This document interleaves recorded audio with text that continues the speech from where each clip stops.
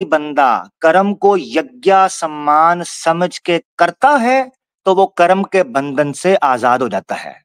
Otherwise अगर किसी ने उसको यज्ञ समझ के ना किया तो वो कर्म के बंधन में पड़ जाएगा। यानी आपको अपने कर्म को यज्ञ समझना है, ये जरूरी है।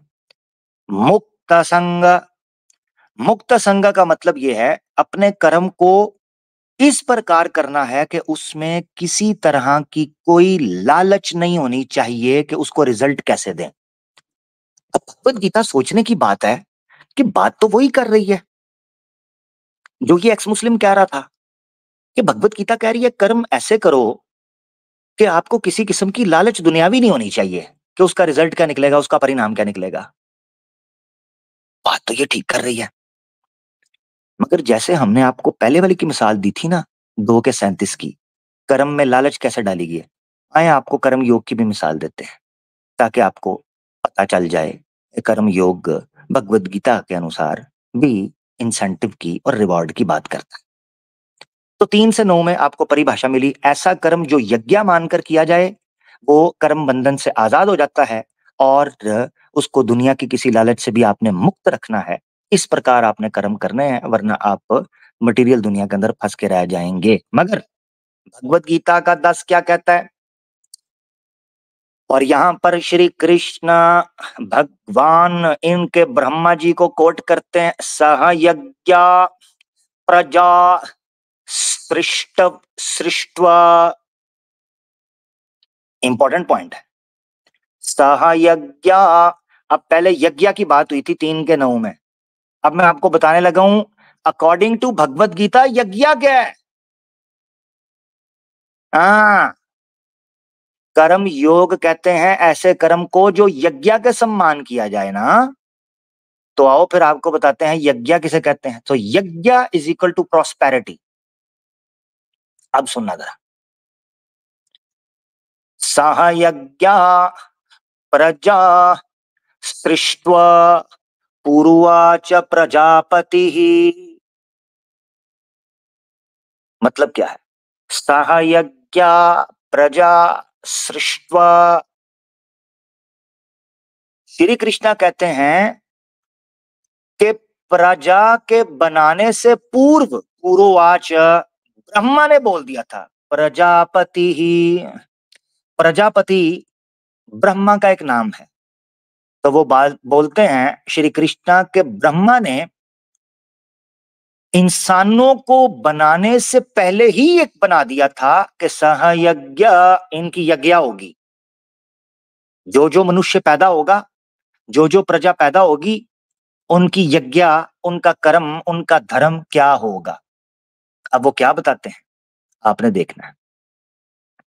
वो कहता है अनेना प्रसाविष्यदम विष्यद्वमे प्रसाविष्यद्वम। ठीक हो गया। तो ब्रह्मा ने क्या कहा, ब्रह्मा कहता है कि अगर आपने अपने जीवन को अच्छे से गुजारना है, अब ये देखें बिगिनिंग जो मैं पॉइंट समझाना चाह रहा हूं, कर्म योग जिस वक्त इंसान बना नहीं था तब भी था, बिल्कुल शुरू में यज्ञ के तौर पर ब्रह्मा ने उसकी उत्पत्ति की थी। और उसमें कहा क्या था, उसने कहा था अगर तुम लोग सुख चाहते हो, दुखों से दूर होना चाहते हो और अपनी इच्छाओं को पूरा करना चाहते हो तो आपको ये यज्ञ, ये काम करना होगा। ये पॉइंट मैं क्यों रख रहा हूं, यहां जो शब्द यूज किया उसको देखें, प्रस प्रसविष्यद्वमा। इसका अर्थ निकलता है ऐसा जीवन जो यज्ञ का पालन करके, जो पीछे यज्ञ दी गई थी जीवन की उत्पत्ति होते ही, उसका पालन करके सुख या खुशी मिलना, सुकून मिलना, धैर्य मिलना आपके जीवन के अंदर। ईर्ष्यावुष्ट विष्ठ विष्ठ काम दुख, काम दुख। यहां पर जो एक शब्द यूज हुआ है इष्ट काम दुख, इष्ट काम दुख का मतलब होता है काम, जैसे काम आमतौर पर बोल रहे होते हैं, यहां पर भगवत गीता में निष्काम कर्म करना, निष्काम, ये काम वासना भी शब्द बोलते हैं। काम का अर्थ निकलता है आपकी अंदर की इच्छा, आपकी ख्वाहिश, आपकी डिजायर, काम। इष्ट काम दुख, वो कह रहे हैं कि अगर कर्म योग पर भी अमल किया जाए, जो कि यज्ञ के समान है, जिसको सृष्टि के पूर्व ही ब्रह्मा ने उवाच यानी उस वक्त बात करके बताया था कि मैंने इसकी सृष्टि प्रजा के साथ ही कर दी थी, यज्ञ की, जो कर्म के अनुसार होगा। तो वो कहता है जो इस पर अमल करेगा, नंबर 1 इस जीवन में भी उसको सुख मिलेगा, एंड नंबर 2 जो उसने बात की, ईशा वोस्त्व विष्ठ काम दुख, इस जीवन में तो सुख मिलेगा मिलेगा, बल्कि जो उसकी इच्छाएं हैं वो इच्छाएं भी पूरी होना शुरू हो जाएंगी। अब मेरा सवाल है, वैसे तो 3 का 10 जो है, अगर आप पढ़ेंगे तो यहां पर मसला हल हो जाता है। मगर मैंने ये पूरा अध्याय जो देखा था, जो कि कर्म कर्म योग की परिभाषा डिटेल विस्तार के अंदर आपको देता है, अगर आप इस 3वें अध्याय का 11वां और 12वां भी पढ़ेंगे तो उसमें क्या कहा गया, मैं आपको क्रक्स निकाल देता हूँ। किसी को यकीन नहीं आएगा तो मैं उसको ओपन करके पढ़ा दूंगा, या खुद भी कोई सनातनी पढ़ सकता है। 3 का 10, 11 और 12 डिस्क्राइब, बल्कि 3 का 9, 10, 11, 12, ये 4 के करीब टोटल बन जाएंगे। आसान लफ्जों में आपको बताऊं तो अगले 2 श्लोकों के अंदर ये कहा जा रहा है कि ब्रह्मा ने जो ये काम किए थे ना, कि यज्ञ पैदा की थी, यज्ञ बनाई थी, मनुष्य के साथ थी, इसका सबसे बड़ा फायदा ये हुआ था कि इंसान को इस जीवन के अंदर खुशी मिली और आने वाले समय में उसकी इच्छाएं पूरी हुई, प्रार्थनाएं मांगकर, हैं, प्रार्थनाएं मांगकर। यही वजह है कि सनातनी आज प्रार्थनाएं मांगते हैं अपने भविष्य के लिए। अगर भगवत गीता, ये पॉइंट सुनना बड़े गौर से, अगर भगवत गीता सनातन धर्म के मानने वालों को, हिंदू समाज को ये सिखाती कि आपने निष्काम कर्म करने हैं, तो ये आज प्रार्थनाएं क्यों कर रहे होते अपने भविष्य के लिए? एस्ट्रोलॉजर्स, ज्योतिष के पास क्यों जा रहे होते अपने भविष्य के लिए? इसका मतलब यह है कि सनातन धर्म, भगवत गीता यही सिखाते हैं कि आपने कर्म योग ही क्यों ना करना हो, मगर लालच आपके दिल के अंदर ये रहेगी। अब वो लालच मोक्ष की हो सकती है, दुनिया की ना हो सकता है कोई दुनिया का पैसा ना चाहता हो सकता है कोई बैंक बैलेंस ना चाहता हो, मगर मोक्ष तो चाहता है, लालच तो उसे है, या अच्छा भविष्य तो चाहता है, लालच उसे है। कर्म योग भी इस बेस के ऊपर किया जाता है, ये भी भगवत गीता आपको बता रही है। एक उदाहरण दिया है, 11-12 भी आप पढ़ लें। 11-12 के अंदर साफ तौर पर लिखा हुआ है कि दूसरे देवी देवता भी बहुत खुश होते हैं जब आप यज्ञ करते हैं, यानी कि आप कर्म योग करते हैं। ऐसा कर्म जो यज्ञ के रूप में आप करते हैं, आपको दुनिया की कोई लालच नहीं होती, मगर आपके उस कर्म से देवी देवता खुश होते हैं। लिहाजा उस खुशी के लिए ये काम करो। 11-12 के अंदर ये चीज लिखी हुई है, आप उसको पढ़ सकते हैं। तीसरी चीज आ जाती है, हाँ हाँ हाँ, तीसरी चीज है कर्म संन्यास। कमाल बात यह है कि कर्म संन्यास आपको कार्मा से भी मुक्त कर देता है। जी, कार्मा से भी मुक्त कर देता है। क्या ये इंसेंटिव नहीं है? क्योंकि कार्मा इंसान को इस जीवन के अंदर डराता है, कार्मा से हर इंसान भागता है। लिहाजा कार्मा से बचने के लिए आप कर्म संन्यास की ओर जा सकते हैं। मैंने आपको कर्म संन्यास का बता दिया था, 2 परिभाषा इसकी निकल सकती हैं। एक तो कर्म को ही त्याग देना, उससे संन्यास ले लेना। बाय द वे, त्याग और संन्यास के अंदर फर्क होता है, ये भी भगवत गीता के अंदर बताया गया है। तो कर्म से संन्यास ले लेना, और दूसरा ये है कि कर्म को अपनी तरफ मंसूब करने के बजाय, अपने से लिंक करने के बजाय ईश्वर की तरफ लिंक कर देना। ये मोस्ट पॉपुलर है, तो इसी को लेकर चलते हैं। तो कर्म संन्यास के बारे में 18वां चैप्टर जो है बेसिकली ये कर्म संन्यास योग के बारे में विस्तार से चर्चा करता है। मेरे ख्याल से सबसे लंबा और आखिरी अध्याय भगवद गीता का ये 18 ही है। यस्या नाहम कृतो भावो बुद्धिर्यस्य न लिप्यते,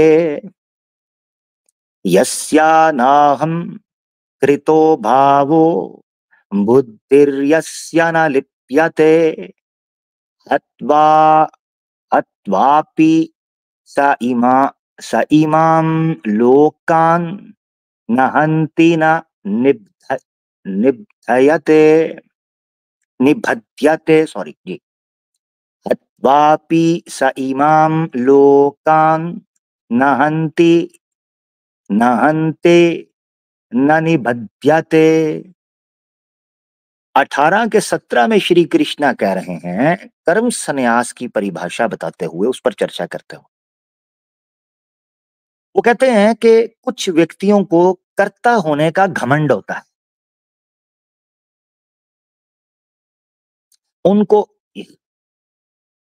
अच्छा, और लोग कह रहे हैं इमाम, ये जो इमाम इमाम लोकान इमाम, ये जो सारे इर्द गिर्द आपको दिखाई दे रहे हैं, लोकान ये जीवन, ये जो लोक सृष्टि मैटर आपको इर्द गिर्द दिखाई दे रहा है, ये वो इमाम नहीं है।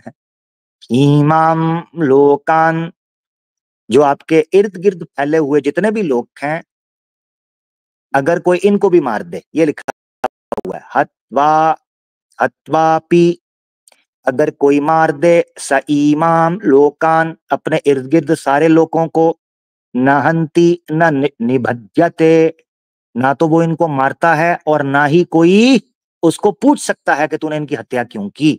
निबध्यते, ना वो बंधन में फंसता है उस कर्म की, ये बताया गया। खैर वापस आते हैं।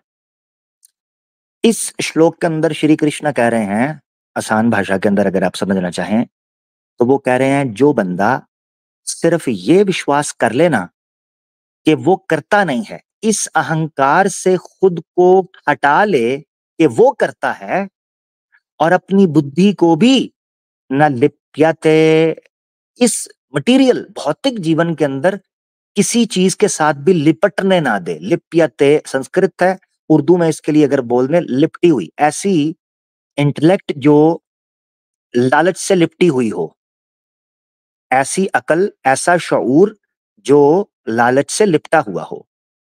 बुद्धिर्यस्य न लिप्यते, ऐसी अकल जो दुनिया की लालच से लिपटी हुई हो। ठीक है, तो श्री कृष्ण कहते हैं कि जो आदमी करने के अहंकार से खुद को अलग कर दे उस भाव से, और अपनी अकल को दुनिया की लालच में लिपटा हुआ ना रखे, ऐसा शख्स, अब गौर से सुनना, ऐसा शख्स हत्वापि, चाहे वो कत्ल कर दे, सा इमाम लोकान, ये सारे के सारे लोक को, सारे के सारी इंसानियत की हत्या कर दे, सारे जीवों की हत्या कर दे, सारे ब्रह्मांड की ही हत्या क्यों ना कर दे, उन्होंने कहा नहंति, ना तो उसने किसी की हत्या की, न निबध्यते, ना उसे अपने कर्म का कोई एक्शन भुगतना पड़ेगा। ये बात मैं क्यों कर रहा हूं, ये कर्म संन्यास की बात हो रही है। कर्म संन्यास ऐसी स्टेज पर आपको ले जाता है जिसपे आप कहते हो ये मैं नहीं कर रहा, मैं नहीं बोल दी, मेरे च कृष्ण बोलदा, मैं नहीं बोल दी ओ लोको, मैं नहीं बोल दी, मेरे च श्री कृष्ण बोलदा। जब आप इस स्टेज पर पहुंच जाते हैं, इस मानसिक स्थिति पर पहुंच जाते हैं कि आप ये कहें कि मैं नहीं कर रहा, श्री कृष्ण कर रहा है, तो फिर आप कर्म संन्यास की सीढ़ी चढ़ जाते हैं। दूसरे लफ्जों में, बिल्कुल आपने ठीक लिखा, मेरा मानना यह है कि भगवत गीता क्योंकि युद्ध भूमि पर कही गई एक कथा है और एक जुमला है जो श्री कृष्ण ने कहा, अगर सच मान लिया जाए तो साफ मालूम होता है जैसे श्री कृष्ण करोड़ों लोगों की हत्या के लिए अर्जुन को तैयार कर रहा था। यानी यूं समझें कि अर्जुन टिकिंग बॉम्ब का बटन अपने हाथ में लिए हुए अपनी मानवता से भिड़ रहा था, और अपने अंतर्गत उसको एक युद्ध की सी भावना फील हो रही थी, अनुभव हो रहा था तो श्री कृष्ण ने उस समय पर उसको मुस्तरिब देखकर, शंका और शक में देखकर श्री कृष्ण ने कहा, तुम ये बटन नहीं दबा रहे, इनकी ऐसी की तैसी, बटन मैं दबा रहा हूं, टेंशन ना लो। पॉइंट समझ आया? यूं फील होता है आपको एट द एंड कि श्री कृष्णा ने भोले भाले अर्जुन को, भोले भाले अर्जुन को लाखों लोगों की हत्या का कारण बना दिया। यह है कर्म संन्यास। लेकिन यहां तक तो कर्म संन्यास की परिभाषा थी कि ऐसा कर्म जिसमें किसी किस्म का करने का अहंकार, आप करता नहीं रहते। बज़ाहिर देखने में अपेरेंटली आप काम कर रहे होते हैं मगर आप नहीं करते, कर कोई और रहा है ये चीज। मगर क्या इसके पीछे कोई लालच है? आए देख लें आपकी स्क्रीन पर। भगवत गीता पहुंचते पहुंचते 18 का 56 आता है। क्या बताता है? वो कहता है सर्वा, भगवत गीता 18 का 56, सर्व करम, सर्व कर्माण्यपि, सर्व कर्माण्यपि सदा कुर्वाणो, सदा कुर्वाणो मद्व्याश्रय, एक मिनट सॉरी, मद मद्व्यापाश्रयः, ठीक है, मद्व्यापाश्रयः मत्प्रसादादावनो, मत प्रसादादावाप्नोति शाश्वतम पदमव्ययम्। ओए होए, क्या बात है भगवत गीता दी यार, मजा नहीं आ गया? क्या कहता है श्री कृष्ण? देखो जी, कर्म संन्यास की पोल खुलने लगी है खुद भगवत गीता के अंदर। पहले कहा गया था कि भगवत गीता जो है वो ये कहती है कि कर्म बगैर किसी लालच के करना है, तो हमने दिखाया कर्म लालच के साथ था, कर्म योग लालच के साथ था, कर्म संन्यास में भी लालच पाई जा रही है। देख लो आप, इटर्नल इंसेंटिव लेने के लिए आपको जनाब 18 की 56 बता रही है कर्म संन्यास कैसे कर। सर्व कर्म, तुम्हारे सारे के सारे कर्म तुम करते रहो, सर्व कर्मान्यापि, तुम्हारे सारे के सारे कदम जो हैं, सदा कुरु पूर्वानो मद्व्यापाश्रयः, तुम सारे के सारे कर्म करते रहो, कोई बात नहीं, कर्म करो कोई बात नहीं, सिर्फ एक काम करना है, मद मद्व्यापाश्रयः, पलट के मेरे पास आना है। श्री कृष्ण कहते हैं सारे कर्म करते रहो कोई बात नहीं, पलट के मेरे पास आ जाना है। क्या मतलब है पता क्या है? कर्म संन्यास की बात कर रहे हैं।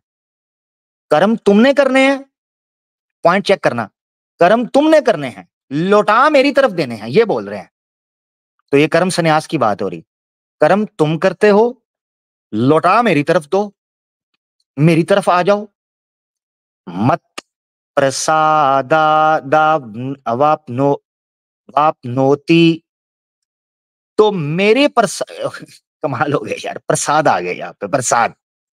तो ये प्रसाद वो वाला नहीं है खाने वाला, ये प्रसाद श्री कृष्ण बता रहे हैं, ये मेरी कृपा से, बेसिकली ये बता रहे हैं, मत यानी मेरी प्रसादावाप्नोति, मेरी कृपा से, वाप्नोति, तुम्हें परफेक्शन मिलेगी।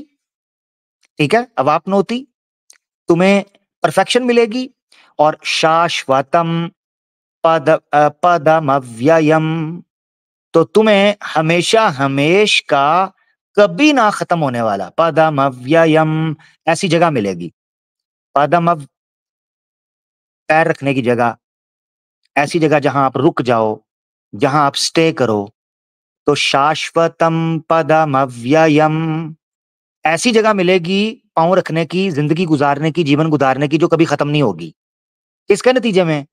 कर्म संन्यास के। ओ भाई, आप तो बोल रहे थे कर्म के नतीजे में किसी किस्म की इंसेंटिव की लालच ना रखें। श्री कृष्णा ये कह रहे हैं कि तुम मेरी तरफ कर दो और तुम्हें ये मिलेगा। मत मत मत प्रसादादवप्नोति शाश्वतम पदमव्ययम। सॉरी, ये संस्कृत के बाद निकल जाता होता है। अच्छा, ठीक हो गया जी, आगे बढ़ते हैं। अब ये देखें जी, पहले मैंने आपके सामने रखा था 18, ये एपिक है, ठीक है। तो ये एपिक है, जिस एपिक पर भगवत गीता एंड होती है और श्री कृष्णा कहते हैं काम तुम करो, मुझे समर्पित कर दो, और उसके बाद जनाब मैं लेकर चलता बनूंगा सारी चीजें, और तुम्हें जनाब ये मिल जाएगा कर्म संन्यास के बाद। ये बात 5वें चैप्टर के अंदर भी आई है, 5 की 6 में। अब ये देखें कर्म संन्यास में क्या आई है। प्रीमियम इंसेंटिव यहां आपको दिखाई देगा, भगवत गीता 5 की 6, संन्यासस्तु, चेक करें, कर्म संन्यास की बात हो रही है। संन्यासस्तु महाबाहु, वो कहते हैं ये जो कर्म संन्यास है ना, महाबाहु, ओ अर्जुन, महाबाहु बड़े शक्तिशाली, दुख माप्तु, दुख माप्तु मा योगतः, ये बड़ी मुश्किल से मिलता है, बड़ी मुश्किल से। इसके मुकाबले में कर्म योग के, कर्म योग के मुकाबले में कर्म संन्यास ए महाबाहु अर्जुन बड़ी मुश्किल से मिलता है। योगायुक्तो, योगायुक्तो, वो कहते हैं कर्म योग, जबकि अगर आप कर्म योग कर लेते हो, मुनिर ब्रह्मा, ये बड़े बड़े ऋषि मुनि जो होते हैं ब्रह्मा के सम्मान पहुंच जाते हैं बड़ी जल्दी। नचिरेना, नचिरेना दिघच्चते, तो जो बड़े बड़े कर्म योग करने वाले होते हैं वो ऋषि मुनि ब्रह्मा के सम्मान, ठीक है जी, ब्रह्मा के सम्मान तुरंत ऐसी जगह पर पहुंच जाते हैं, नचिरेना दुघच्चते, दिघच्चते, जो कि जनाब बड़ी उत्तम स्थान है, बड़ा ऊंचा स्थान है। इससे एक चीज पता चलती है, जो ये पॉइंट मैं रखना चाह रहा हूं, वो ये है कि कर्म योग से भी आपको प्रीमियम इंसेंटिव मिलता है, इसी तरीके से कर्म संन्यास से भी आपको प्रीमियम इंसेंटिव मिलता है। ये लालच जन्म लेती है भगवत गीता के इन प्रमाण को पढ़ने से, सीधी सी बात है। क्योंकि एक इंसान जब भी कोई कर्म करने लगेगा, उसके ज़हन में आएगा कि मैं ये कर्म करने जा रहा हूं, तो ऑब्वियसली मुझे जो अवाप्नोति है मिलना है, इसी तरीके से मुझे जनाब बड़ा अच्छा स्थान मिलना है, और दुख से हट जाने वाली दुनिया भी मुझे मिल जाएगी हमेशा हमेश के लिए। चलें जी, कुरान के ऊपर चलते हैं तेजी से, 1.5 घंटा होने वाला है, बड़ा स्पीड से कुरान में चलते हैं। सबसे पहले कर्म वर्सेस अमाले सालिहा समझना है आपने। अमाले सालिहा या अमले सालिह किसे कहते हैं, सबसे पहले आपने ये समझना। 16 की 119 में अल्लाह ताला फरमाता है, उज़ बिल्लाहि मिनश शैतानिर रजीम, अमले सालिह किसे कहते हैं पहले ये समझना है आपने। तुम्मा इन्ना रब्बका लिल्लज़ीना अमिलुस सूअ बिजहालतिन तुम्मा ताबू मिन बअदि ज़ालिका व अस्लहू इन्ना रब्बका मिन बअदिहा लगफूरुर रहीम। अमले सालिहा का मतलब कुरान की इस आयत को सामने रखते हुए होता है किसी चीज को दुरुस्त करना, किसी चीज को ठीक करना, किसी खराब शय को रिपेयर करना, रेक्टिफाई करना। इसका मतलब होता है सलाह, जिससे निकला है अमले सालिह या आमाले सालिहा। आमतौर पर जब कर्म बोला जाता है हिंदुओं के सामने, तो उनको लगता है कि उस कर्म की बात हो रही है जो भगवत गीता का। नहीं, फर्क समझना चाहिए। कुरान ने आमाले सालिहा की बात की है। जब कभी कुरान ने कर्म की बात की है जिसके पीछे इंसेंटिव हो, तो उसके लिए टर्म इस्तेमाल किया आमाले सालिह। उसके पीछे रीजन है, अमल कोई भी हो सकता है, मगर कुरान ने हर अमल के ऊपर इंसेंटिव की बात या रिवॉर्ड की बात नहीं की, बल्कि अमल सालिह के ऊपर की है। अमले सालिह ये समझना जरूरी है आज हमारे लिए। अरबी जुबान के अंदर सलाह यस्लहु वर्ड यूज होता है किसी गलत चीज को ठीक करना। तो मुझे बताएं कि अमाले सालिहा बगैर किसी चीज को रिपेयर किए और रेक्टिफाई किए हो कैसे सकते हैं। तो दूसरे लफ्जों में अमाले सालिहा कोई सोसाइटी या कोई फर्द जब करता है, उसका नतीजा ये निकलता है कि कोई फर्द यानी कोई इंडिविजुअल और कोई सोसाइटी वो बेहतर बन जाते हैं पहले से। क्योंकि पहले वो कोई ऐसा काम कर रहे थे जो गलती पर मबनी था, मगर जब वो अपनी इस्लाह करते हैं, तौबा के ज़रिए बुराई से बचते हैं और अच्छा काम करते हैं, अपनी इस्लाह करते हैं। मिसाल के तौर पर कोई शराब पी रहा था पहले, वो शराब छोड़ दे, तो उसका शराब छोड़ना कोई अमल तो नहीं है। पॉइंट टू बी नोटेड, गौर करना। कर्म अगर किसी चीज़ के करने को कहते, तो वो तो शराब पी के कर्म कर रहा था, मगर इस्लाम में उसने कर्म छोड़ दिया। शराब को छोड़ना भी एक कर्म है, क्योंकि उसने गलत चीज़ को छोड़ के अपनी इस्लाह कर ली। तो टेक्निकली स्पीकिंग अगर अमल करने का मतलब ये होता कि आपने कोई काम करना है, अमले सालेह कुरान ने इस्तेमाल किया इसीलिए। अमले सालेह का मतलब होता है सिर्फ वो काम करना जो अच्छा है और वो ना काम ना करना जो अच्छा नहीं, ये भी अमले सालेह है। मिसाल के तौर पर शराब ना पीना, आप पहले शराब पी रहे थे, अब आप नहीं पी रहे।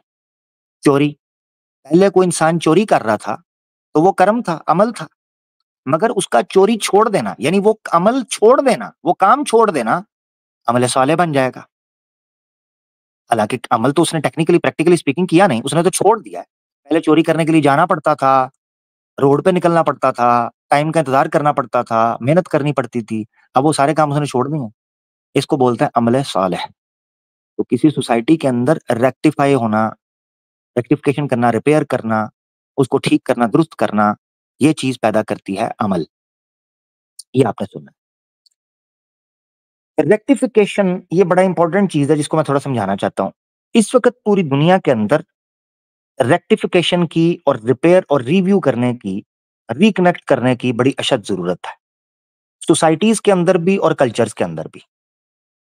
ये मुमकिन ही नहीं है इतने बड़े पैमाने के ऊपर अगर आपने इस्लाह करनी है, लोगों को बुराई से रोकना है और अच्छे काम पर लगाना है, इतनी बड़ी सोसाइटी को, तो ये रिज़ल्ट्स आपके सामने आ ही नहीं सकते हैं जब तक आप बड़े पैमाने पर इंसेंटिव ना रखें। प्रैक्टिकली ये हकीकत है।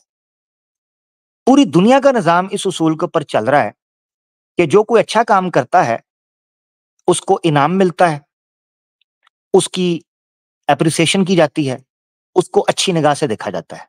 ये पूरी दुनिया का असूल है। और जो बुरा काम करता है, उसको बुरे अल्फाज में याद किया जाता है। यही वजह है कि भगवद गीता के अंदर भी श्री कृष्ण ने जब अर्जुन को कहा कि अर्जुन, ये 2 की 36 में, भगवद गीता 2 की 36 आप पढ़ लें, मैं ज़ुबानी बता रहा हूँ आपको, आप पढ़ लें, जाके देख लें भई। तो पेश करने का भी टाइम नहीं। 2 की 36, श्री कृष्ण अर्जुन को कहते हैं, अर्जुन, तू अगर इस चीज़ से पीछे हट रहा है, तो लोग तेरी बड़ी बेइज़्ज़ती करेंगे। लोग तुझे अच्छे शब्दों में याद नहीं करेंगे और तुझे बड़े ताने मारेंगे कि डरपोक आदमी था, ये भाग गया। तो लोगों की बुरी बातें तेरे लिए मौत से भी ज़्यादा बदतर हैं। क्या तू जी पाएगा इस बेइज्जती के साथ? ये 2 की 36 में लिखा हुआ है। तब श्री कृष्ण ने 2 की 37 में कहा था कि तू मर जाएगा तो जन्नत मिलेगी और ज़िंदा रहा तो बादशाहत मिलेगी। ये है वो कॉन्टेक्स्ट। तो पूरी दुनिया की ये सोसाइटी रही है कि अगर कोई इंसान अच्छा काम करे, तो उसको उसका इंसेंटिव और रिवॉर्ड मिलता है।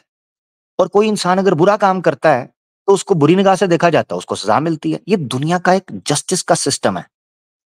सिर्फ इस्लाम पर एतराज़ करने के लिए और इस्लाम के बारे में अपना खुब से बातिन ज़ाहिर करने के लिए पूरी दुनिया के जुडिशरी सिस्टम को गाली दी है इस एक्स मुस्लिम ने।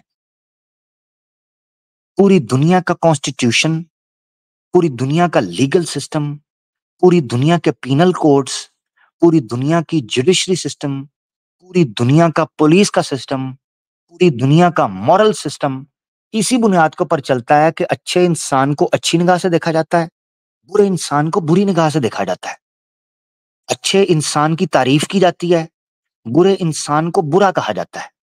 अच्छे इंसान को रिवॉर्ड किया जाता है, बुरे इंसान को जेल में डाला जाता है, उसको क्रिमिनल कहा जाता है, उसको 5-6 जूते मारे जाते हैं। ये पूरी दुनिया का निज़ाम है, पूरी दुनिया का।